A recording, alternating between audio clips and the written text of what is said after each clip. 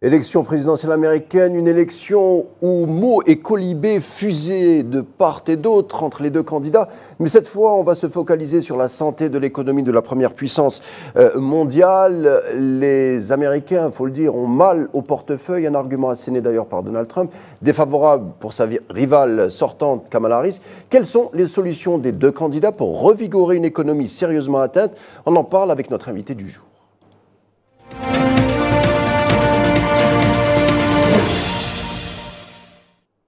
L'économie américaine en cette veille de présidentielle. Pour en parler, je reçois Nicolas Chicani, expert en économie et en finance. Bonsoir. Bonsoir Karim, bonsoir l'Algérie. Je vous salue de Beyrouth où la nuit est pour l'instant calme. Merci d'avoir accepté notre invitation. Alors Nicolas, on a évoqué à travers nos deux premiers sujets de notre édition les différences de taille entre les deux candidats, illustrant une société américaine clivée, mais finalement rien de nouveau, puisque si on se reporte à la guerre de sécession, c'est une société qui a toujours été plutôt clivée. On ne fera pas de pronostics ce soir sur le futur vainqueur. On va plutôt parler d'inflation, mondialisation, immigration, guerre. Que dit plutôt l'élection américaine sur la santé de la première puissance mondiale, selon vous? Alors, il faut savoir que les élections, c'est demain, déjà.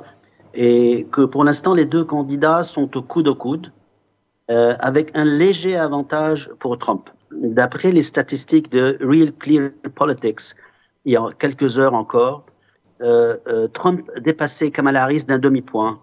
Il culminait à 48,5% des votes, alors que Kamala Harris à 48%. Donc, c'est une erreur, on va dire, de statistique. Donc, rien n'est sûr pour l'instant. Il faut savoir qu'il y a encore à peu près 7 États aux États-Unis qu'on appelle les swing states, les États qui peuvent basculer. Les États clés. Les États basculent. Il y a la Pennsylvanie, le Michigan, le Wisconsin, en fait, où Kamala Harris est légèrement en avance. En Pennsylvanie, elle n'est pas en avance, ils sont à égalité. Au Michigan et au Wisconsin, il y a +1 pour Kamala Harris, alors que les 4 autres États, qui sont le North Carolina, l'Arizona, le Nevada et la Georgia, c'est plutôt Trump qui a +1%. Alors, il semble, j'étais en train d'écouter tout à l'heure l'interview de l'ancien ambassadeur Ed Gabriel.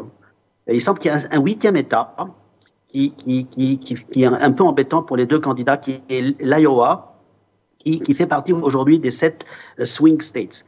Donc, si on ajoute ce 8e État, les statistiques, vraiment, on ne peut pas s'y fier à ces statistiques. Alors, qu'est-ce qui se passe aujourd'hui?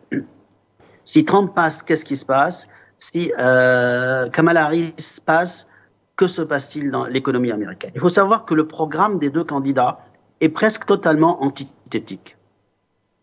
L'un à 180 degrés. On va prendre un exemple, par exemple. On va prendre les taxes. Donald Trump promet aux électeurs américains de réduire les taxes qu'il a commencé à réduire en 2017. Alors que Kamala Harris prévoit, en fait, que cette réduction doit expirer bientôt. Quant à l'immigration, si on regarde l'immigration qui sont un facteur important dans l'économie américaine, parce que ce sont des consommateurs qui rentrent, c'est vrai que d'un côté, l'immigration, on va surtout du sud de l'Amérique, est lourde à financer, mais d'un autre côté, elle fait marcher une économie parallèle qui est importante pour le fonctionnement et la consommation des États-Unis, parce qu'il y a des millions. On parle de 300 000 entrants mensuels selon les American Borders, c'est-à-dire les douanes américaines.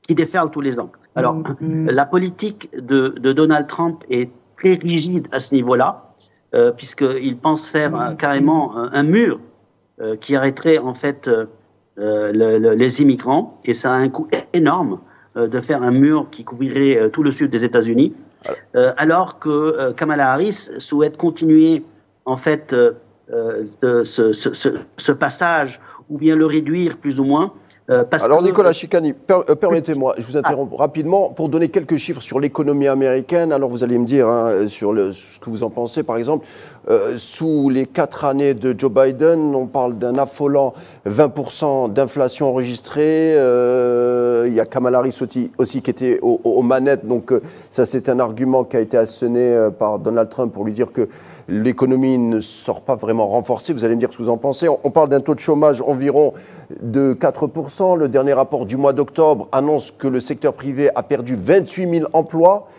Sur quoi d'ailleurs aussi Trump essaye d'attaquer ses rivaux démocrates par rapport à ça. On peut ajouter également la grève chez Boeing, c'est tout un symbole.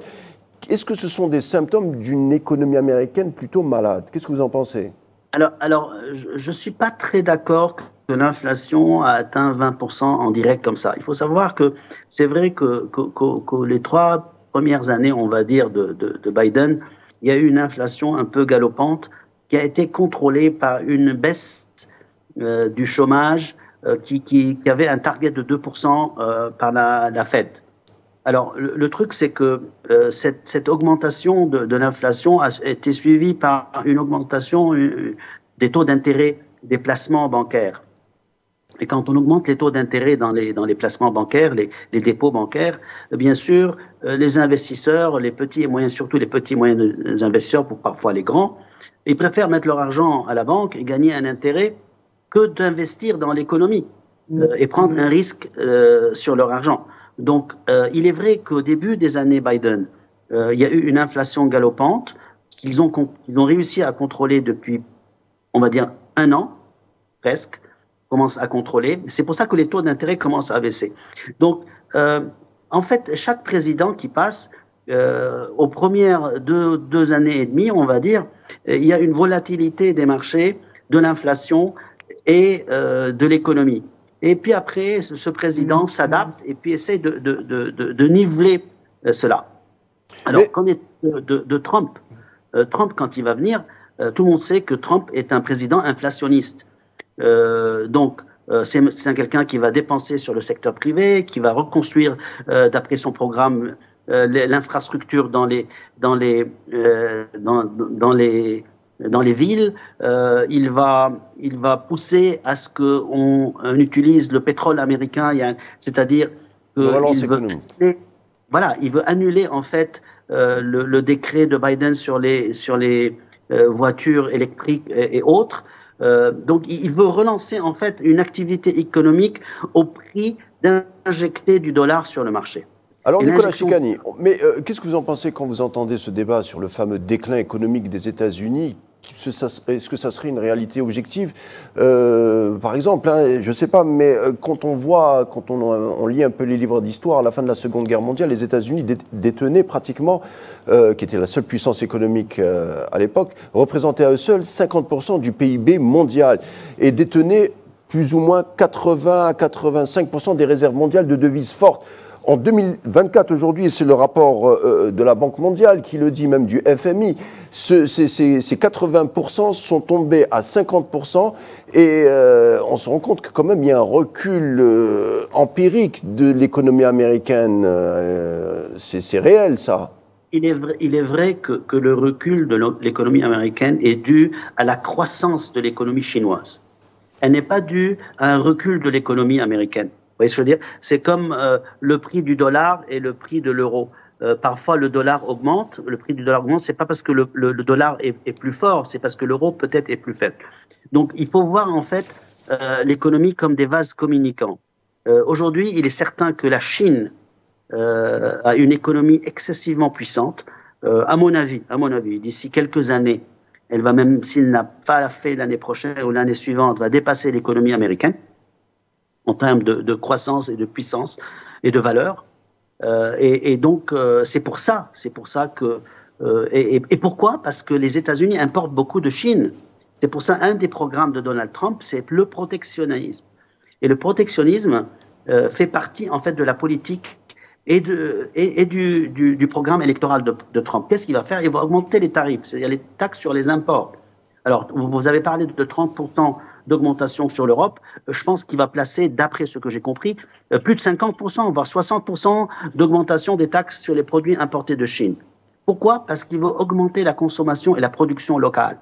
Et quand on augmente la production locale, on baisse le chômage parce que les entreprises sont obligées de recruter pour produire. Et c'est ça, en fait la manière dont il essaie de se positionner, Trump.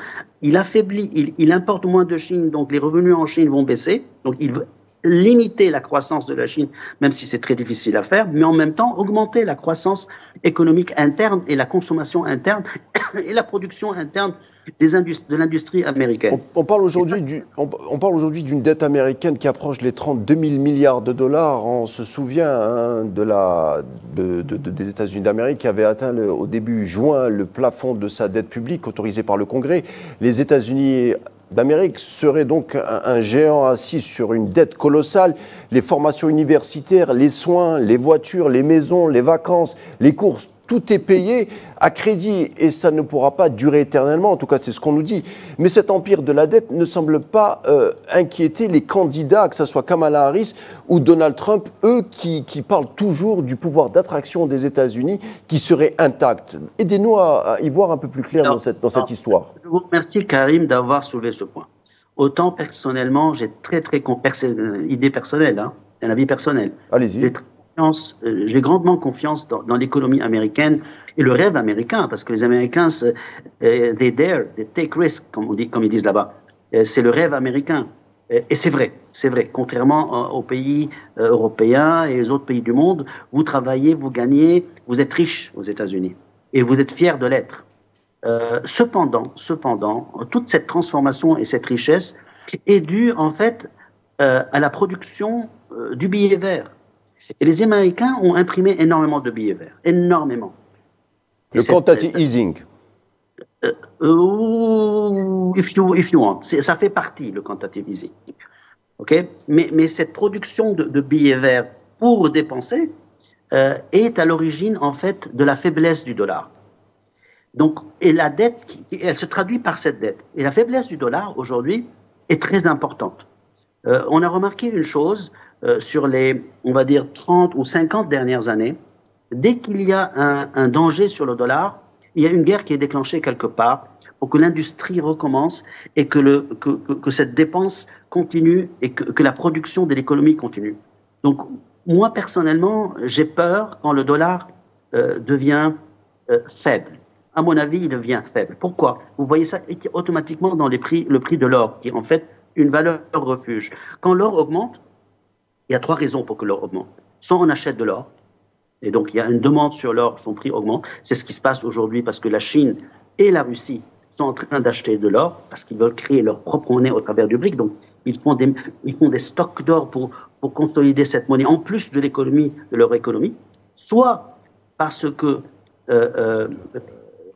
soit on achète de l'or, soit parce que le prix de la valeur du dollar baisse et l'or augmente. Donc ça, c'est le deuxième point. Et le troisième point, c'est que l'or reste toujours une valeur refuge par rapport, en fait, à la stabilité, quand il y a une instabilité économique.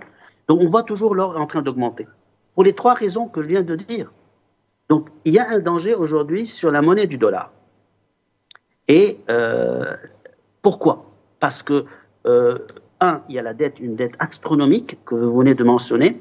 2, depuis toujours, depuis 1971, quand il y a eu le président Nixon, si je ne m'abuse, il a décorrélé en fait le dollar de l'or complètement, et ils ont créé ce qu'on appelle le pétrodollar. Il y a eu en fait un accord avec l'Arabie Saoudite essentiellement et les autres pays producteurs de pétrole de vendre uniquement le pétrole avec du dollar contre protection militaire. Et ce truc-là est très important.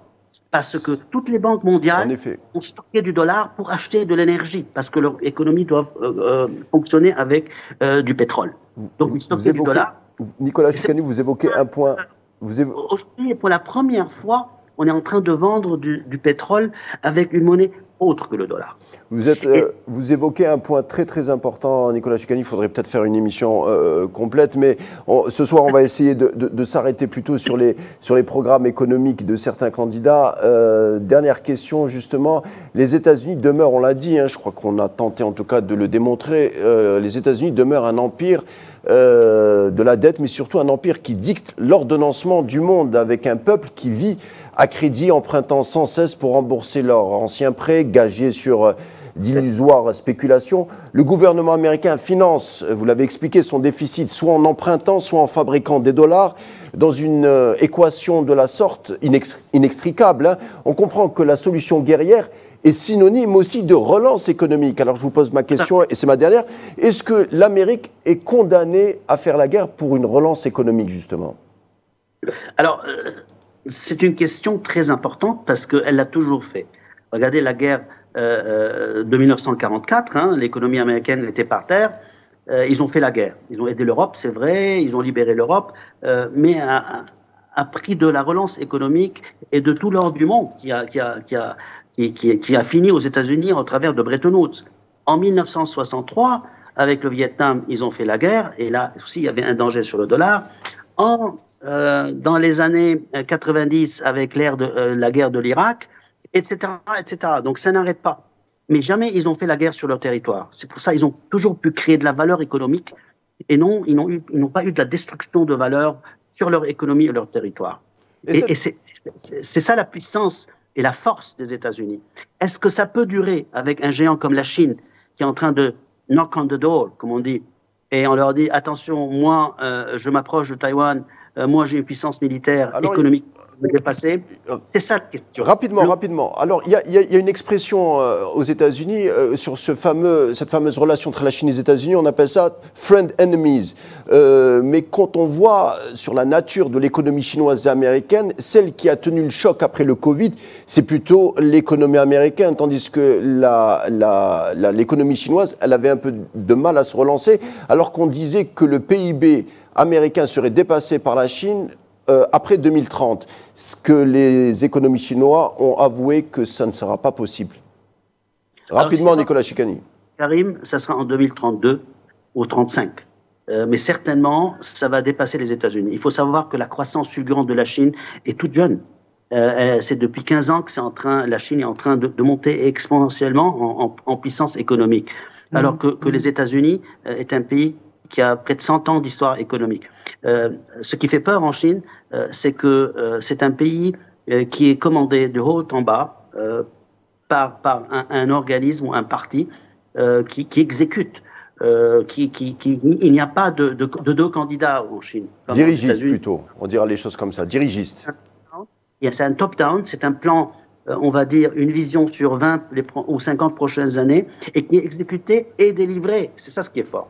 Alors si on revient à Trump aujourd'hui, Trump veut un tout petit peu affaiblir les Chinois en augmentant les taxes sur les importations, mais ça va se répercuter sur une inflation, donc c'est inflationniste, ça va se répercuter sur peut-être, on prévoit une hausse de la Fed de 50 points de base sur les taux d'intérêt, ce qui est grave, parce que ça veut dire que les gens vont remettre l'argent à la banque au lieu d'investir dans l'économie. Ça ne va pas toucher les bonds et les equity, mais ça va peut-être impacter la force du dollar par rapport. Nicolas Chicani, vous avez